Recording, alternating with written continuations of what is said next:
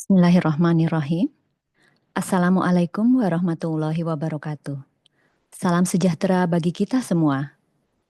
Pada kesempatan ini, perkenalkan saya Zulaiha, mahasiswi program Pasca Sarjana Ilmu Komunikasi Universitas Mercu Buana, membawakan materi presentasi yang berjudul Penerapan Konsep Stakeholder Engagement dalam Community Relation PT Pamdel Agro Asia Lestari Makmur. Presentasi ini merupakan satuan tugas ujian akhir semester mata kuliah Komunikasi Korporat Strategik yang diampu oleh Ibu Dr. Lela Monaganim, MSI.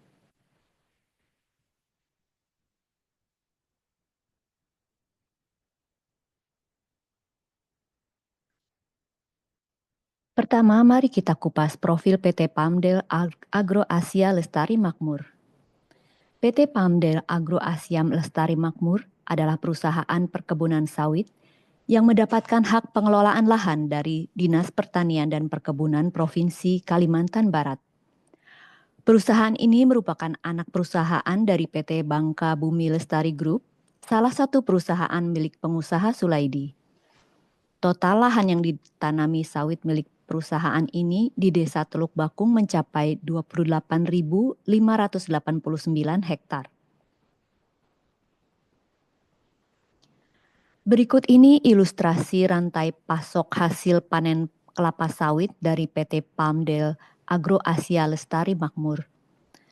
PT Pamdel menghasilkan buah sawit dari hasil kebun inti dan plasma kepada PT Pundilahan Katulistiwa.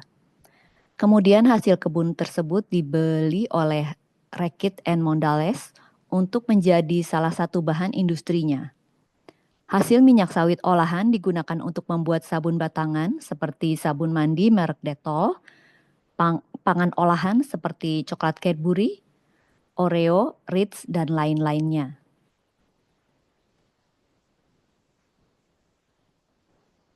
Pengelolaan kebun sawit oleh swasta sesungguhnya telah diatur oleh Kementerian Pertanian Republik Indonesia. Pada tahap awal lahan hutan perkebunan dan permukiman warga diubah menjadi perkebunan sawit. Kemudian lahan tersebut dibagi menjadi lahan inti dan konsesi. Sebanyak 80% lahan menjadi lahan konsesi untuk diserahkan kepada swasta agar dikelola menjadi perkebunan sawit. Sisanya 20% menjadi lahan plasma, yaitu lahan milik warga yang kemudian dikelola oleh perusahaan. Setelah berjalan 4 tahun, pohon sawit mulai berbuah dan siap diproduksi. Hasil panen dari lahan konsesi milik perusahaan menjadi milik perusahaan, sedangkan hasil panen di lahan milik warga menjadi milik warga untuk menjadi pendapatan warga dari hasil panen tandan buah segar sawit.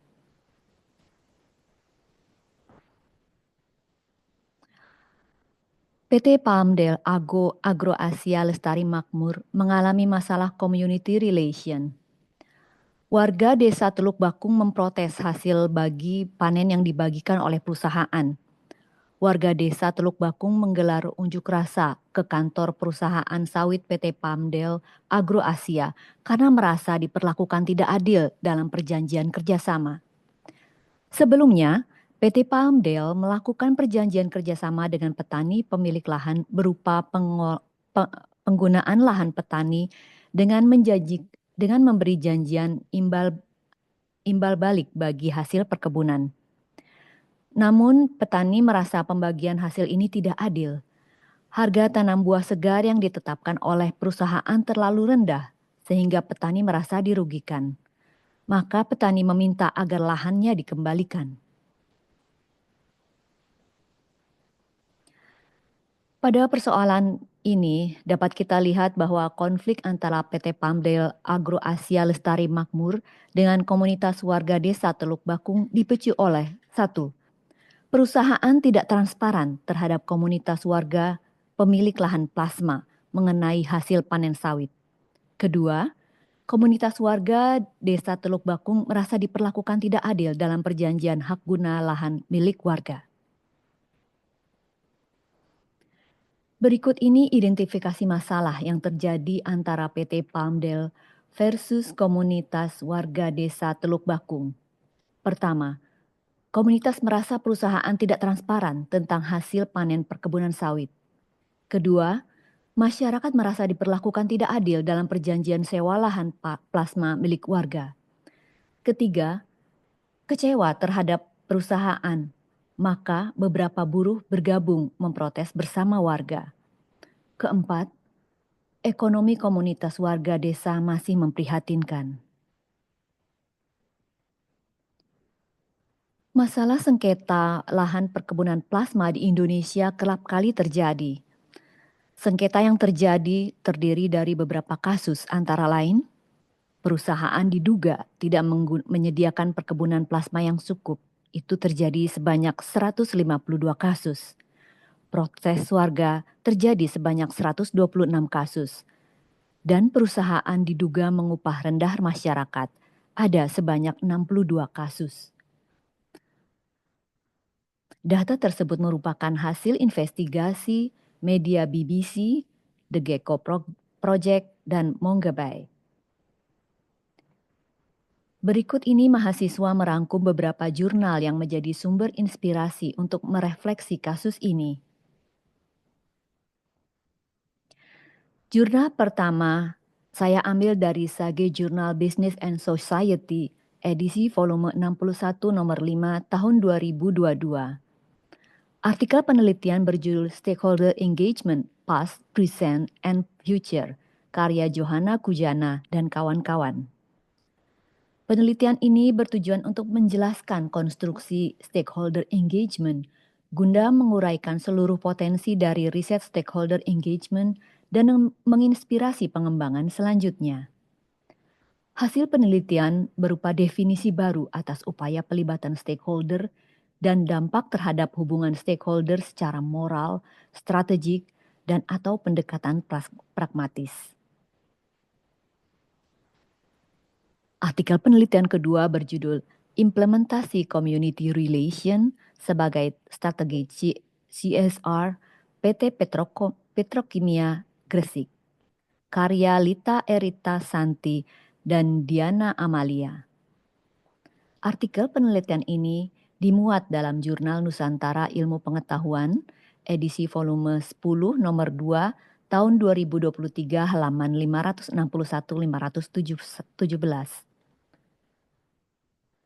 Penelitian ini bertujuan untuk mengetahui implementasi community relation sebagai strategi CSR PT Petrokimia Gresik. Hasil penelitian berupa implementasi strategi dimulai dari tahapan fact-finding dan defining problem, planning and programming, action and communication, hingga bahkan menuai penghargaan bergengsi bagi perusahaan. Artikel inspirasi berikutnya berasal dari Jurnal Mimbar, Jurnal Sosial dan Pembangunan, volume 24 nomor 2 tahun 2008 halaman 151 sampai 166.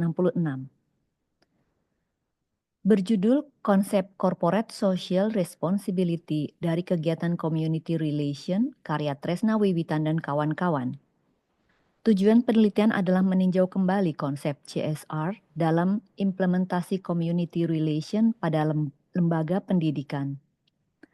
Hasil penelitian menunjukkan bahwa implementasi kegiatan CSR sebagai community relation oleh Unisba terbentur pada peraturan pemerintah daerah Bandung terkait pedagang kaki lima yang dinilai mengganggu di sekitar kampus Unisba. Berikut ini landasan teori yang mahasiswa gunakan untuk menelaah masalah dan merancang usulan kegiatan komunikasi. Mahasiswa menggunakan teori stakeholder engagement dari penelitian Kujara dan kawan-kawan. Stakeholder engagement mengacu pada tujuan pragmatis dan dampak dari hubungan pemangku kepentingan secara moral, strategis, dan atau secara pragmatis.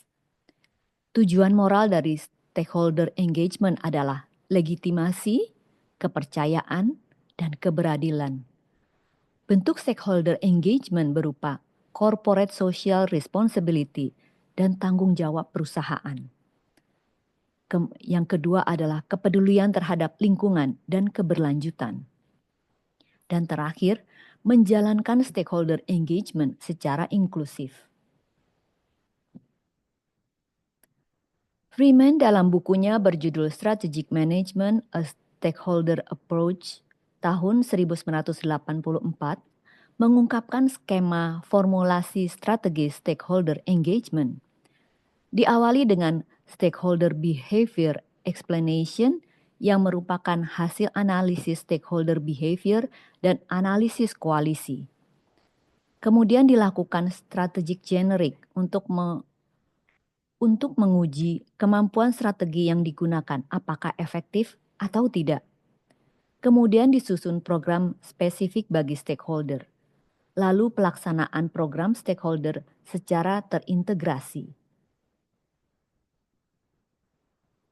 Mahasiswa menggunakan definisi community relation dari Ibu Dr. Lela Monaganim MSI dalam buku Komunikasi Korporat, Konteks Teoritis dan Praktis, karya beliau bersama Dr. Edi Kurnia MSI.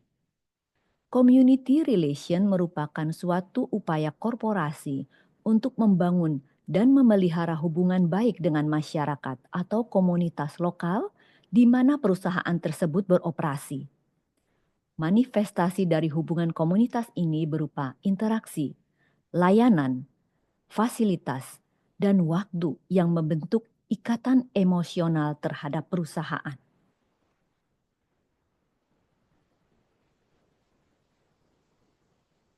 Definisi komunitas menurut Dr. Lela Monaganim MSI dalam buku yang sama adalah sekelompok individu yang memiliki tujuan bersama sebagai dasar keberadaan mereka. Komunitas memiliki sifat eksklusif sehingga terlihat jelas perbedaan antara anggota dengan non-anggota. Di samping itu, komunitas memiliki kode etik yang menata perilaku anggotanya baik di dalam maupun di luar komunitas. Manfaat kepedulian terhadap komunitas menurut Turner pada tahun 2015 terdiri dari dampak positif terhadap employee engagement. Hubungan komunitas yang baik dapat meningkatkan kepuasan kerja dan moral pegawai. Pegawai memiliki sense of purpose yang meningkatkan kepuasan kerja dan level advokasi pegawai. Dampak yang kedua adalah memperoleh nilai berkali lipat dari kontribusi. Kontribusi perusahaan terhadap komunitas akan membawa keuntungan bagi perusahaan, baik bersifat ekonomi maupun non-ekonomi. Ketiga, menjadi pemimpin perubahan. Perusahaan yang menunjukkan kepedulian kepada komunitas berpotensi memiliki posisi sebagai pemimpin perubahan sosial yang terkait dengan bidang bisnisnya. Keempat, meningkatkan laba perusahaan. Selain meningkatkan kinerja finansial sebagai dampak atas rekanan jangka panjang yang baik, perusahaan memperoleh peningkatan penjualan. Studi di Amerika menunjukkan bahwa 59% orang memilih membeli produk dari perusahaan yang peduli terhadap komunitas.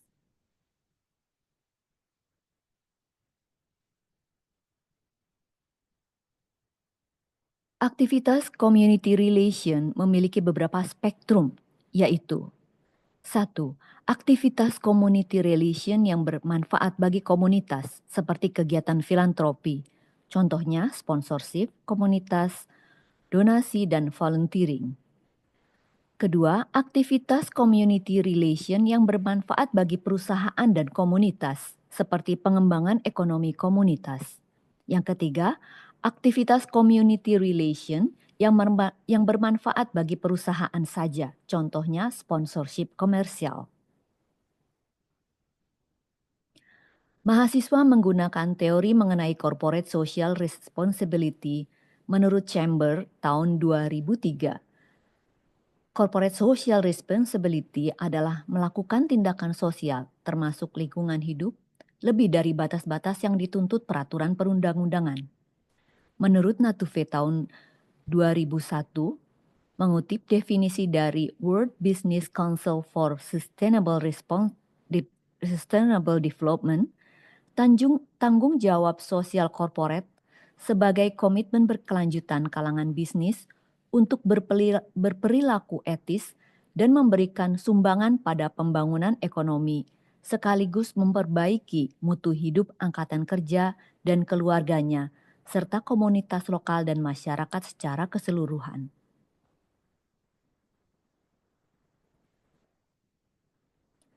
Berikut ini usulan strategi yang mahasiswa ajukan terhadap kasus hubungan komunitas pada PT Pamdel Agro Asia Lestari Makmur dengan warga desa Teluk Bakung. Tujuan program ini adalah memulihkan hubungan dengan komunitas warga desa Teluk Bakung untuk memulihkan reputasi PT Pamdel Agro Asia Lestari Makmur. Kedua, melibatkan komunitas untuk mencapai kebaikan bersama. Kegiatan ini didasari pada beberapa pemikiran. Pemikiran pertama, konsumen masa kini telah semakin cerdas dan kritis dalam memilih produk. Konsumen berwawasan lingkungan akan menghindari produk yang mengeksploitasi manusia dan alam. Pemikiran kedua, bahwasanya reputasi perusahaan dipengaruhi oleh citra yang didasari oleh persepsi stakeholder terhadap perusahaan. Komunitas merupakan stakeholder perusahaan yang dapat mempengaruhi reputasi.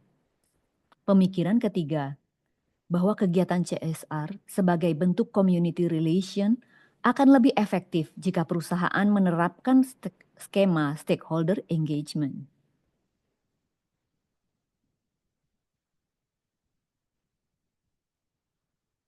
Stakeholder Strategy Formulation PT Pamdel Agro Asia Lestari Makmur diawali dengan stakeholder behavior analysis melalui social mapping, diikuti dengan analisis koalisi, lalu ditentukan jenis koalisi yang baik untuk diterapkan. Kemudian menyusun strategi koalisi, dan akhirnya program dilaksanakan dengan melibatkan stakeholder yaitu komunitas warga desa Teluk Bakung. Mahasiswa merancang urutan kegiatan berdasarkan teori manajemen komunikasi oleh Cutlip.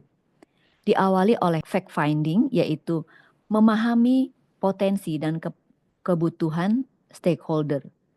Kemudian perencanaan program meliputi spesifik program, yaitu pelatihan warga desa, bimbingan pertanian, pemberdayaan UMKM, dan publisitas media.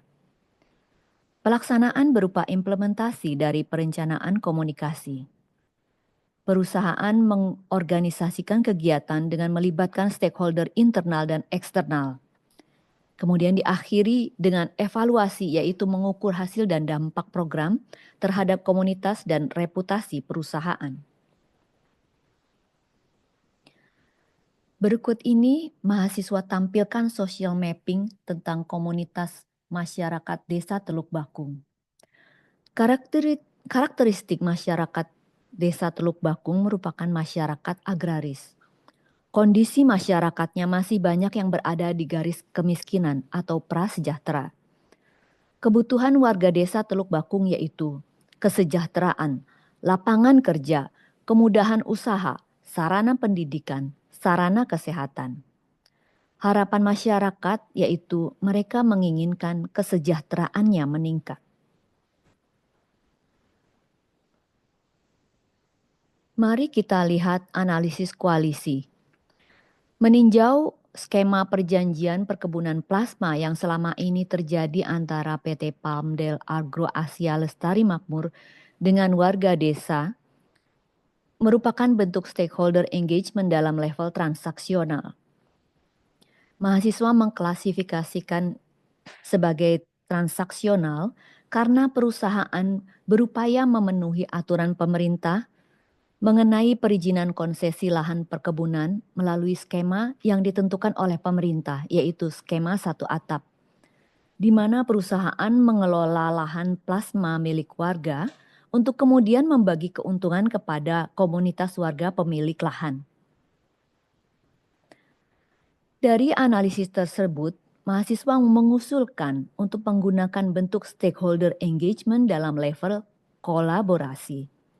Kolaborasi merupakan level stakeholder engagement yang lebih tinggi daripada level transaksional.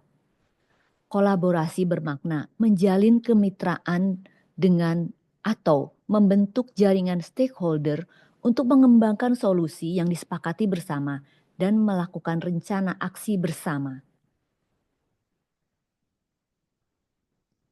Bentuk koalisi kolaborasi diimplementasikan dalam strategi program pemberdayaan petani lokal. Perusahaan terlebih dahulu memperbaiki perjanjian antara perusahaan dengan petani. Perjanjian dengan petani plasma harus clear dan bersifat saling menguntungkan.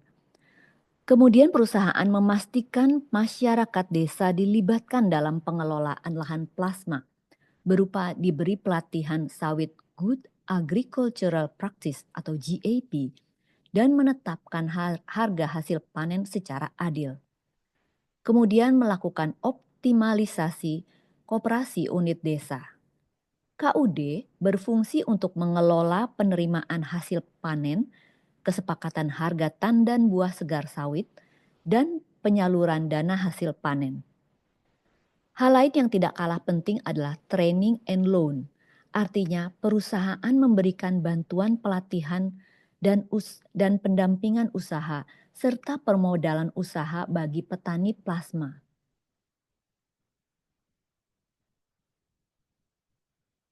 Program Community Relation dalam tema stakeholder engagement yang mahasiswa usulkan ini terdiri dari pelatihan pengelolaan kebun sawit dan penunjang kesejahteraan petani.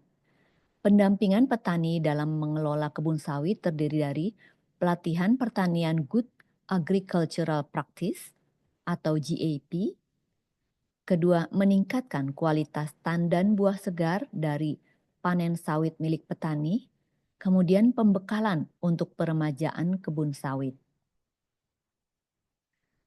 Hal lainnya yang tak kalah penting adalah penunjang kesejahteraan petani, yaitu merupakan pelatihan dan permodalan bagi petani plasma agar para petani memiliki bentuk usaha sampingan yang dapat meningkatkan kesejahteraan petani. Pendampingan petani bagi pengelolaan kebun sawit terdiri dari pelatihan, pendampingan, dan permodalan. Tujuan dari kegiatan ini adalah pertama, agar petani memiliki pengetahuan dan keahlian di bidang pengelolaan kebun sawit yang baik. Yang kedua, terjadi peningkatan kualitas tandan buah segar sawit hasil panen petani. Dan yang ketiga, akhirnya hasilnya dapat meningkatkan pendapatan petani dari perkebunan sawit. Pelatihan Good Agricultural Practice adalah petani dilatih untuk menanam sawit yang baik, pemilihan dan pemilihan pupuk, pestisida yang tepat, waktu panen terbaik, dan metode panen yang tepat. Permodalan yaitu pemberian pinjaman modal bagi petani berupa bibit topas atau bibit sawit terbaik, pupuk dan pestisida. Permodalan lainnya dengan kredit lunak dari bank mitra perusahaan. Berikutnya, perusahaan memberikan pendampingan kepada petani plasma berupa memberi utusan seorang asisten plasma. Asisten plasma berperan memberi pengarahan kepada petani selama masa tanam, pemupukan, bagaimana cara penanggulangan hama, hingga proses panen sawit.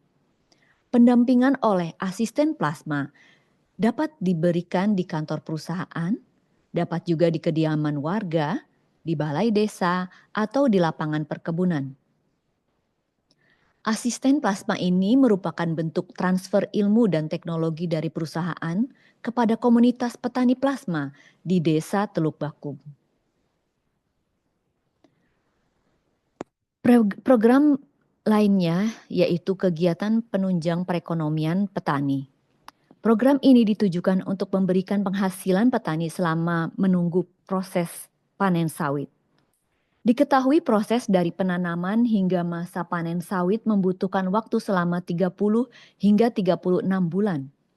Maka selama itu, petani harus memiliki usaha sampingan untuk memenuhi kebutuhan dan meningkatkan kesejahteraan mereka.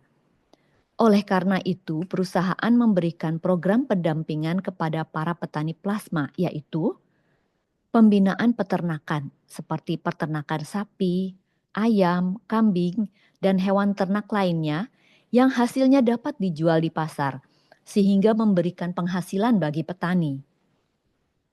Ada juga pembinaan perikanan seperti pelatihan cara beternak lele, ikan nila, ikan gurami, dan sebagainya. Lainnya adalah pembinaan UMKM, yaitu petani dilatih untuk membentuk suatu home industry agar hasilnya dapat digunakan sebagai sebagai mata pencaharian tambahan. Selanjutnya, perusahaan memberikan bantuan penyaluran kredit bagi petani plasma dengan merekomendasikan petani kepada bank mitra perusahaan. Lalu bagaimana jika sawit telah lama tumbuh hingga usia tertentu?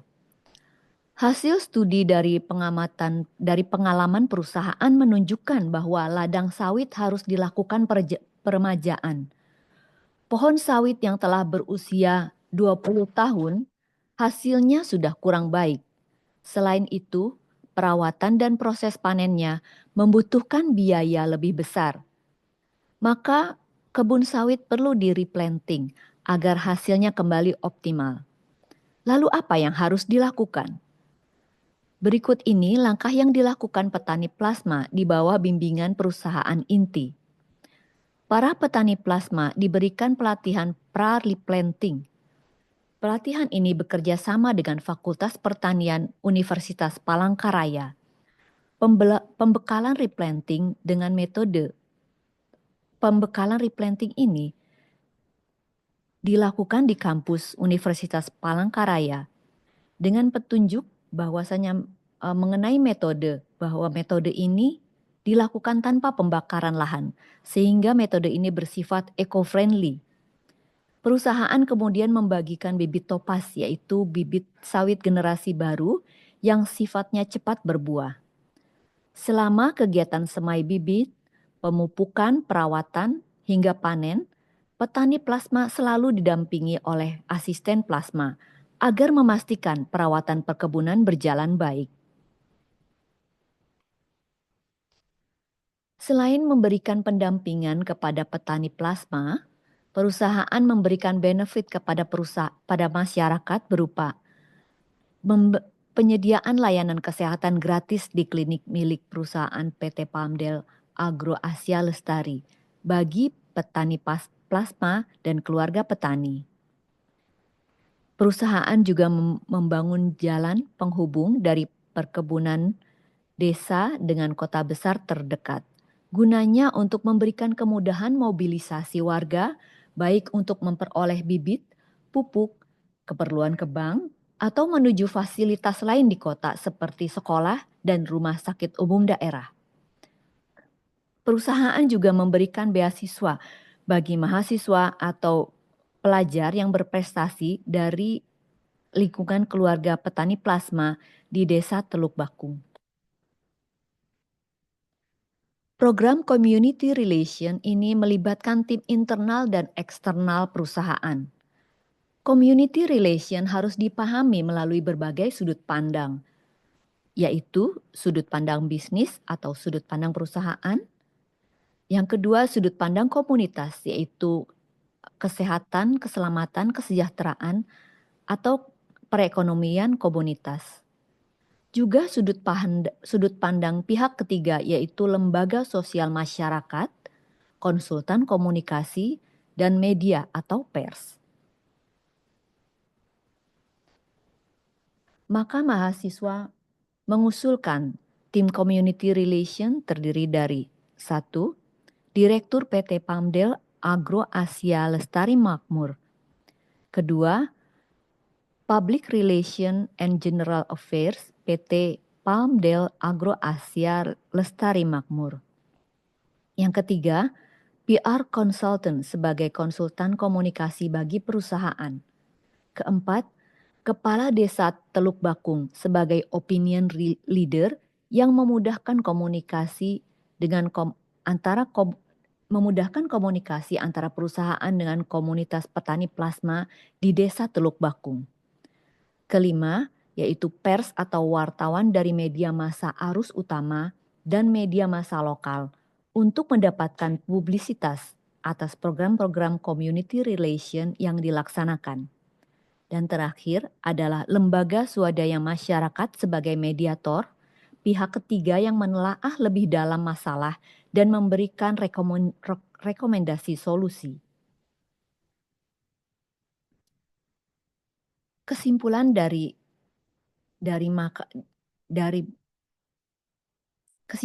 materi ini, bahwasanya perusahaan dan komunitas hidup berdampingan laksana rumah tangga dengan para tetangga.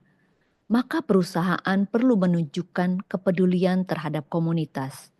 Jika tidak, maka tidak baik jika perusahaan hanya mencari keuntungan, sementara komunitas masyarakat yang hidup di sekitarnya hidup dalam kemalangan, apalagi jika perusahaan merugikan komunitas.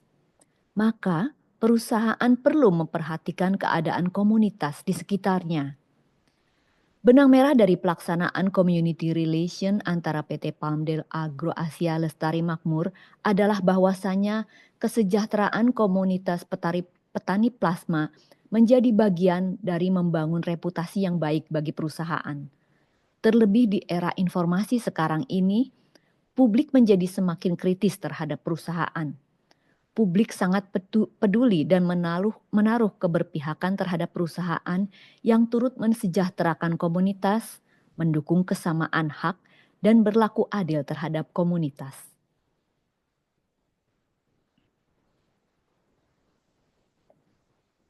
Berikut ini saya tampilkan daftar pustaka yang saya gunakan dalam menyusun materi presentasi ini.